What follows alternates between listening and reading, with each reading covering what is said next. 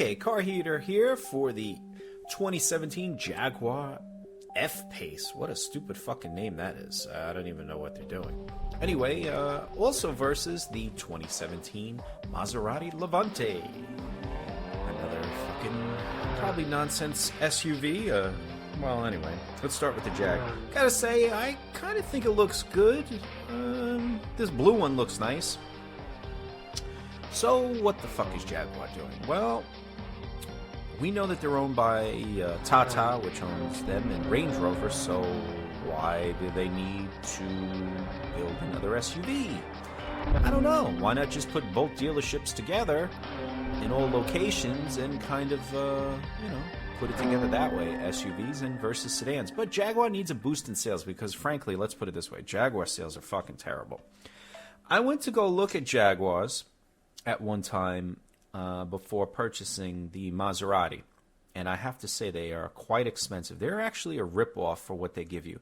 Insides are very plain and boring, and a lot of people have been talking about how boring this truck is, especially on the inside, and if you don't catch it on the outside on the right angle, it's truly nothing phenomenal out there. I will say this. I have seen, I guess it was like a base truck or something, and it just, I don't know. It just wasn't nothing significant to me. But look, everybody wants to get into the SUV game.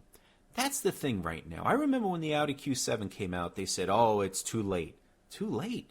These companies are coming out with SUVs that have never done this before. The Jaguar, Bentley, Maserati.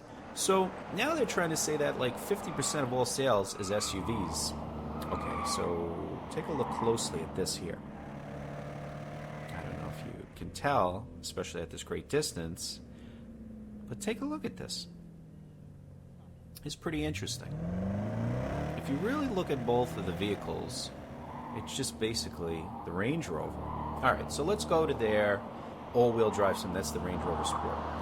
Let's go to their all-wheel drive system. So, of course, like every other company, they're like, oh, we have the ultimate fucking all-wheel drive system. Theirs is called all-wheel drive with IDD. Sounds like ADD to me. The Unique Intelligent Driveline Dynamics. That's what it's called. Intelligent Driveline Dynamics. Wow. Yeah.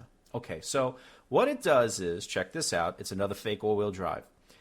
It says that under normal driving conditions, 90% of the power is to the rear wheels. Yeah, it's fucking rear-wheel drive. And as much can be 100 full acceleration on drive payment.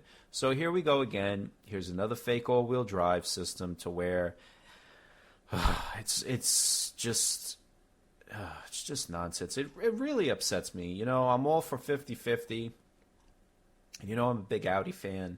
But even Audi, they're fucking up with their all-wheel drive. They invented it, and now they're just fucking it up also because it's all about cafe standard laws of saving gas and everything else. All right, so now to this Maserati. All right. You know, they have these... Everything's nice looking, I have to say. Now, Ghibli's were selling like hotcakes. Then they fucking died out. They're giving these things away for $600 a month because they're not selling. They had to stop production.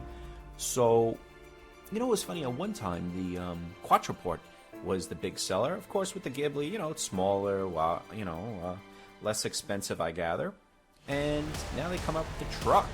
Let's do an SUV. All it is my car, the Ghibli, raised up into the air. That's all it is. Everything's the fucking same. You know, they throw a little hatchback on it.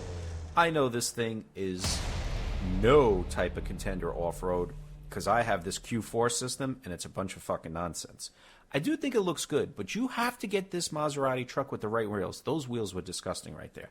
If you don't get the loaded up hot one, truck is just insignificant. And that goes for all vehicles across the board. You must get the wheels. That's what makes the vehicle. Now, here's the torque with this. In sport mode, 100% to the rear, but as much as 50 can be put up to the front wheels. Let me tell you something. In my car, there's this torque thing, and it shows where the all-wheel drive is going.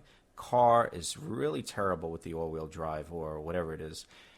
And what it kind of does is, it's weird. If you're starting off, you make a left or a right, and you're not even going fast, it will squeak. It will like almost chirp the inner tires. It almost feels like the thing is stuck. The center diff is stuck, and like both wheels are turning at the exact same rate. The differential's locked. It's very fucking odd. Did anybody catch what I did here in these videos while I was talking? Take a look closely and now what you're looking like. It's the fucking Jeep Cherokee.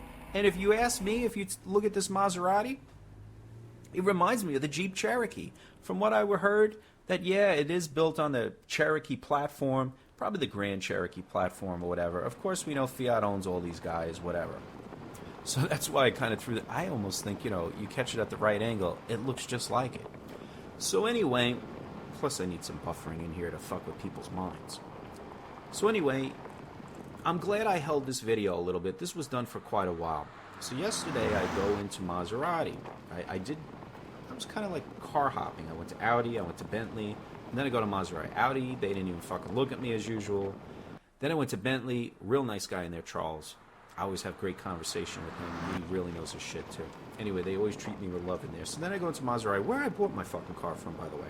And I see my dickhead salesman. So now he's all fucking cocky because of the Levante, and these things are selling.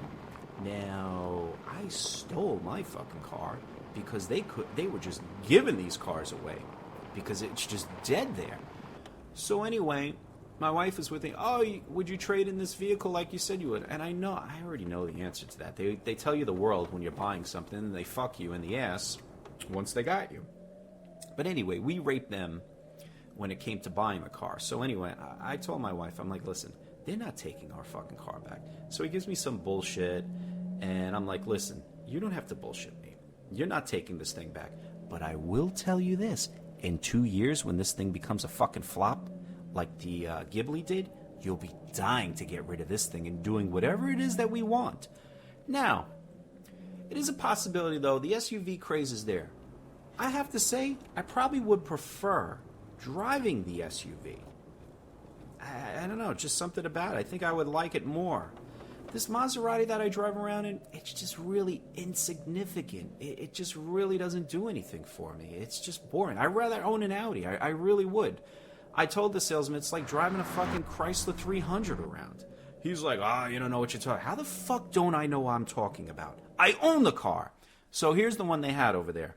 It looks like bullshit. It looks like that Cherokee I just showed you. Those wheels are fucking ugly. I even told him, I said, what do you think about it? I said, the fucking wheels are disgusting. He's like, oh, no, they're hot. They're this, they're that. I'm like, really? Come on, man. You know, that thing even looks like an Infiniti right now. Kind of looks like that weird one, the EX they came out with, the EX35, or whatever the fuck Infiniti was calling it that month. So, I don't know. I wasn't really impressed. It really is my car on the inside. Look, it's just a hatchback. All it is a Ghibli.